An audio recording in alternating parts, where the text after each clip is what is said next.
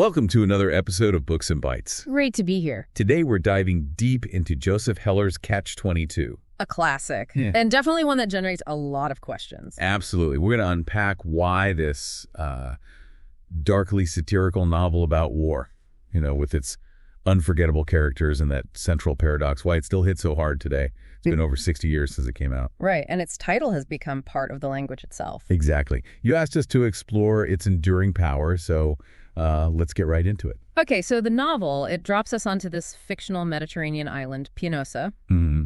It's an American Army Air Force base, late World War II, think 1943, 1944. And the setting itself is immediately striking, isn't it? That contrast. It really is. You've got this, idyllic Mediterranean climate, beautiful scenery. But then there's the constant, very real threat of the bombing missions hanging over everything. Precisely. It's that juxtaposition, that beautiful backdrop for, frankly, utter chaos that really defines the whole world of Catch-22. Yeah, that inherent absurdity. And one of the most palpable examples of that absurdity is the mission count. Oh, absolutely. The number of missions the airmen have to fly just keeps changing. It starts at 25, which already sounds daunting. And then it just climbs and climbs, pushing towards, 70 missions in the end? 70. It's almost unbelievable. And this constant raising of the bar, it creates this pervasive feeling, this tension. Like an inescapable trap. Survival feels like a game where the rules are just constantly rewritten against you. Right. And it perfectly spotlights that central critique in the book, doesn't it? The bureaucracy, the military command. Yeah, the skewed priorities. You see this system where getting promoted, looking good on paper. That becomes way more important than the actual safety or the well-being of the men flying the planes. It's a world where the logic from the top seems, completely disconnected from the human reality of war. And the guy trying to navigate all this insanity is Captain John Yossarian. Our protagonist. Or maybe anti-hero is a better word. Definitely an anti-hero. His motivation, right from the start, it's simple. Stark, even. Survival. Just survival. He doesn't buy into any of the, romantic notions about war. For him, it's just a senseless machine designed to kill him. And he wants out. His early attempts, like feigning illness to avoid flying. It shows exactly where his head is at. No traditional bravery or duty there. No, it's pure self-preservation, which honestly seems like a pretty rational response to the madness he's seeing around him. But then comes Snowden's death. Witnessing that, it fundamentally changes him. Oh, profoundly. That whole sequence. His refusal to wear the uniform afterwards. Sitting naked in a tree at the funeral. That image is just unforgettable. It's such a powerful visual, isn't it? It's his complete rejection of the military, of its norms, and just his vulnerability in the face of that trauma. Snowden's death really acts as a catalyst, you could say. It solidifies everything for him. His conviction that, in this irrational world, looking out for number one isn't just instinct, it's the only sane choice. It shatters any remaining illusions he might have had. Exactly. He confronts the brutal, methy reality of combat. Men are matter. Chilling. Let's talk about the title itself.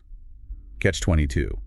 It's such a famous phrase now, meaning a no-win situation. Yeah. Can you walk us through how it's first explained in the book? Sure. The initial explanation comes in this brilliant conversation between Yossarian and the flight surgeon, Dr. Nika. Right. Yossarian's trying to get grounded for being crazy. Exactly. And Dr. Nika explains the catch. Anyone who's crazy enough to want to fly more combat missions is, crazy and can be grounded. Okay. Seems simple enough. But the moment you ask to be grounded because you recognize the danger and don't want to fly, that very act proves you're sane. Precisely. A request to be grounded is seen as proof of sanity, which means you're fit to fly, so you can't get out. It's a perfect self-sealing loop. A logical paradox. There's no rational way to beat it. And what's fascinating is how this concept, this single rule, it sort of expands as the novel goes on. It really does. It stops being just one regulation and becomes symbolic of the whole bureaucratic mindset. The self-referential logic of these big systems. Yeah. Like Yossarian finds out, Catch-22 doesn't even need to be written down anywhere. Its power comes from everyone just believing it exists and acting accordingly. Right. It's the unquestioning acceptance that gives it force. It becomes this invisible, all-powerful entity controlling things. And like our sources point out, it resonates beyond just the military. It's a metaphor. A huge metaphor. For all sorts of societal traps, the absurd binds created by capitalism, nationalism, social pressures. Those situations where the rules themselves seem designed to keep you stuck, no matter what you do. Exactly. A no-win scenario powered by its own internal, often nonsensical logic. The book is just packed with these incredible eccentric characters, too. They really bring the absurdity to life. Let's start with Colonel Cathcart. Ah, Cathcart. He's the embodiment of the ambitious, image-obsessed officer. All about the mission count. Totally. He wants those black eyes and feathers in his cap. Basically, good marks on his record. Regardless of the cost to his men, he keeps raising the mission requirement just to make himself look better. Endangering them for his own career. It's blatant. Then there's Lieutenant Milo Minderbinder. Wow. M&M Enterprises. Milo is something else. He represents capitalism completely untethered from morality. Trading with everyone, including the enemy. Oh, yeah. His syndicate, M&M Enterprises, has no ethical boundaries whatsoever. The peak of absurdity, or horror maybe, is when he contracts with the Germans to bomb his own squadron. And his justification. Chilling, everyone has a share. It's the complete commodification of war, of human life itself, all for profit. Just staggering. Yeah. How does that level of profiteering strike you thematically? It's a brutal illustration of how war can become just another business, twisted and transactional, leaves us collateral damage for the balance sheet. And then there's major. Just saying the name highlights the absurdity. A literal bureaucratic error resulted in his rank. Right. And his solution to avoid dealing with people, he's only available in his office when he's not actually there. It's hilarious, but also such a sharp critique of rigid, nonsensical rules. Perfectly captures the system's logic, or lack thereof. What about Chaplain Tapman? Yeah. His struggle feels quite different. The chaplain is, well, he's trying to hold on to his faith, his identity in this maelstrom. He seems genuinely lost sometimes. Definitely. He embodies the individual struggling for moral grounding, and that surreal interrogation scene. With the plum tomato. Bizarre. It just shows the arbitrary, often oppressive nature of authority there. Poor guy. And we can't forget Nately. His idealism is quite a contrast. Yeah, Nately and his rather intense romance with the Roman prostitute, he brings this youthful idealism. Which makes his death all the more devastating. Absolutely. It hits Yossarian hard, pushes him further into that bleak outlook. And speaking of bleak, that image of the soldier in white. Haunting, isn't it? Completely wrapped in bandages, kept alive by tubes. It's pure dehumanization. A symbol of the individual just erased by the military machine. No identity left, just a biological entity. Then there's Orr.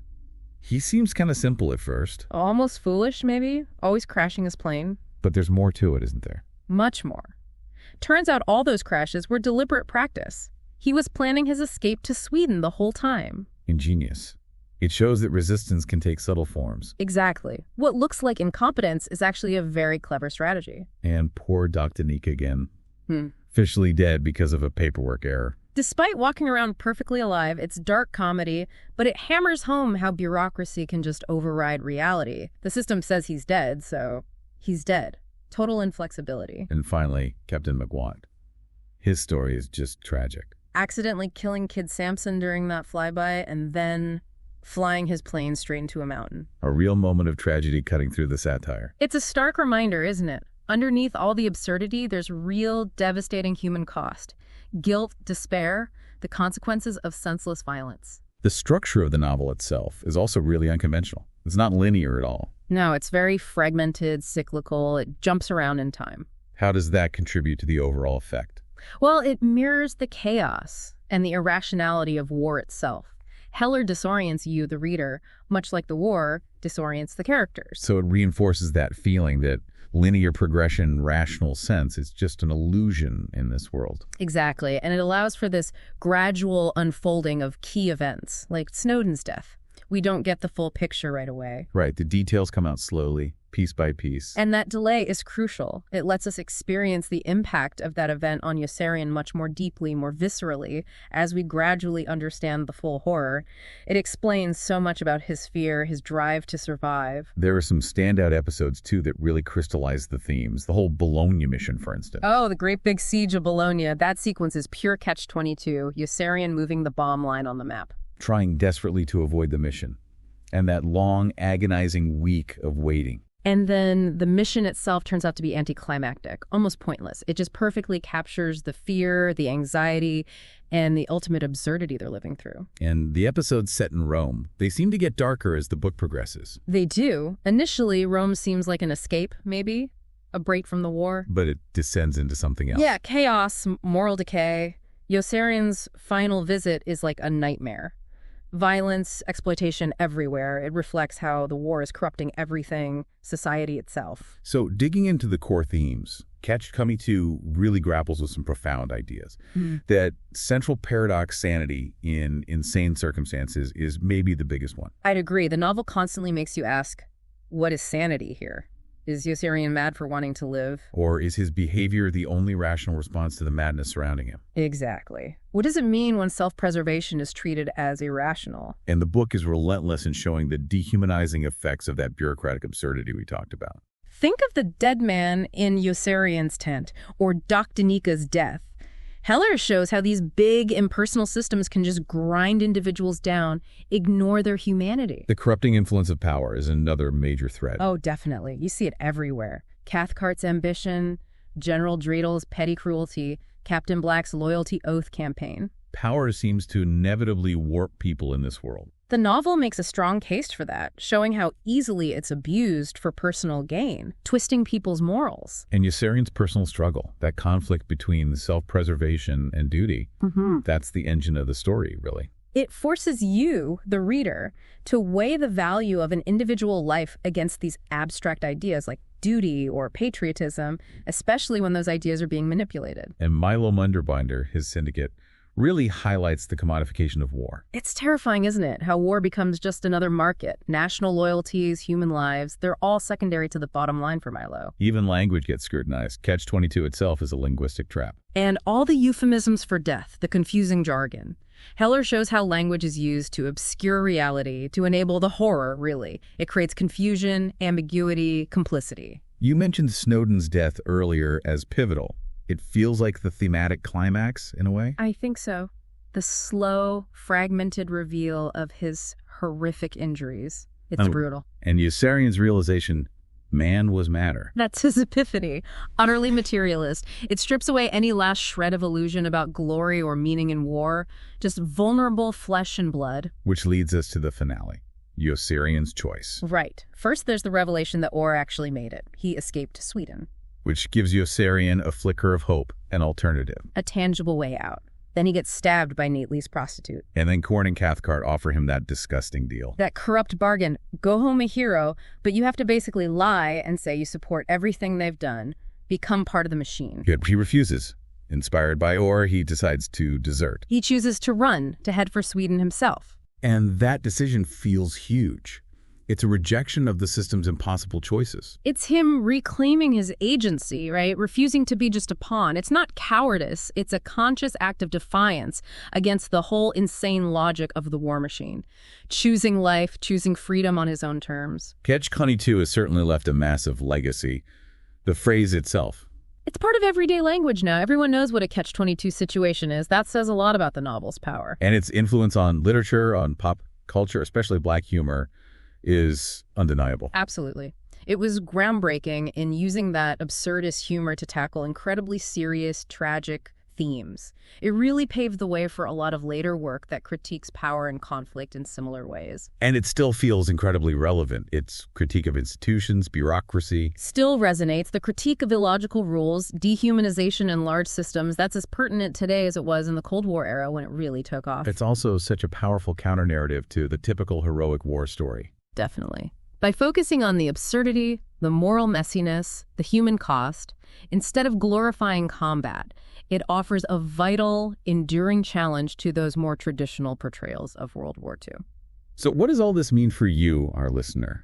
Catch-22 isn't just a war story. Not really. No, it's much broader. It's this sharp, insightful, and often hilarious look at the absurdities we all run into. All kinds of systems, right? Yeah. The workplace, government, society at large. It really encourages you to question the logic behind those systems and to think about what sanity truly means in a world that often feels, well, pretty irrational. We hope this deep dive has shed some light on the brilliance and the lasting relevance of Joseph Heller's masterpiece. It's a book that definitely stays with you. It does. To explore it further for yourself, you can grab a copy of Catch-22 using the link in the description. Highly recommend it. And of course, be sure to subscribe to Books and Bytes for more literary explorations. Thanks for joining us. Thank you.